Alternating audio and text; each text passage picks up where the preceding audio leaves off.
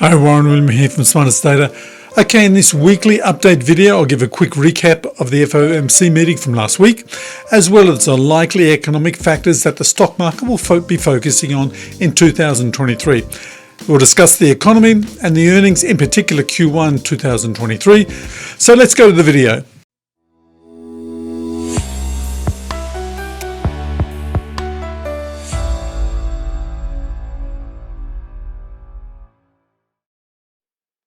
Okay, as we all know, the Federal Reserve raised rates by 50 basis points and signalled that there was more to come.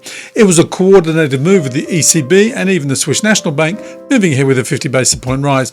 Okay, for me, what was a little surprising was the forcefulness of the disclosure, even the rhetoric used. So how do I view this? Look, at this point, the economic data is uncertain as to the total impact of all the rate rises so far in 2022.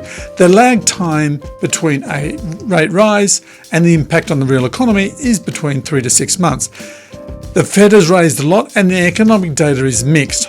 The economic data is indicating that if there is a recession, okay, it'll be a mild one. But the school is still out on this because there's very backward-looking GDP data. The current impact is from the rate rise of a couple of months ago, and the Fed and other central banks do not want to overdo this. They do not want to push the economy into a recession. Pulling an economy out of even a mild recession is a challenge. A deep recession would be tough. So what's the next best option? Jawbone the idea. Look, for sure, there are more rate rises to come, but it seems as if the end is near. And this is clear that the Fed pivot that I mentioned in a previous video is closer. So for this, for me, is a change in sentiment and focus in 2023. The stock markets will most likely be focused on economic data rather than the Federal Reserve's monetary policy. The new hot topics will likely be unemployment figures, so initial jobless claims and payrolls, keep an eye on that. Then the housing market. Consumer confidence may be dwindling and retail sales growth for the last month appears to be slowing. All this implies that CPI will eventually catch up, allowing the Fed to pause its rate hiking campaign. And now let's go into the stock market. Okay, so last week was another negative week with the Dow Jones down minus 1.7%, the S&P 500 down 2.1%, and the Nasdaq down 2.3%. So here's my take on what's going to go on into 2023. A delicate dance continues to go on for stock investors. Watching the major index is tough going because the big cap stocks are going nowhere, at least for the moment. Okay, so let's move on to some graphs. And these graphs are courtesy of bar chart. So let's move over to the graphs and take a look at where we are at this point in time of sector performance. Okay, clearly 2022 was a tough year, but this followed on from years and years of bond yield suppression. I mean, really years. Okay, so let's take a look at sector performance in 2022 on a simple line graph. So the graphical representation, no surprises, oil massively outperformed. The oil price shot through the roof. Okay, so let's X out oil and let's see what the best performance are. You can see there utilities basically flat, down 0.5%, consumer staples down 1.2%, and healthcare down 3.8%. Classic defensive sectors. They've held up well during a market downturn. Okay, the worst performers, tech minus 28.6%, discretionary, consumer discretionary minus 36.8%, and communication down 42%. Some of these are big cap stocks, particularly in the tech and the communication sector. If they're not coming back, the indexes are not coming back, but that doesn't mean there's not good stock performance underneath. Okay, so let's move on to the moving averages. The 20-day moving average, the number of percentage of companies large cap which are above the 20-day moving average and above the 50-day moving average. Focus on these two, the second from the left and the third from the left. Okay, after 2 negative weeks, on the heat map, it's clearly difficult for the companies to be above the 20-day moving averages. Okay, so the indexes are in a bottoming position at this point in time. They could quite comfortably have another drawdown to go ahead. It depends on the earnings coming through. But also one thing which I would focus on, we're going to talk about this a little bit later in the video, is the earnings guidance which goes ahead. So now heading into 2023 and looking ahead to the first quarter, we see earnings will be weak. The bottom line earnings will be weak. Why do we make this distinction?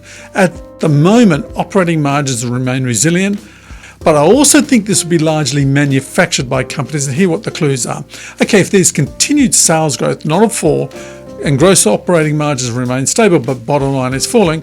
One of my strong theses is that companies during an economic downturn, recession, and a stock market weakness will take provisions against the P&L. And why not?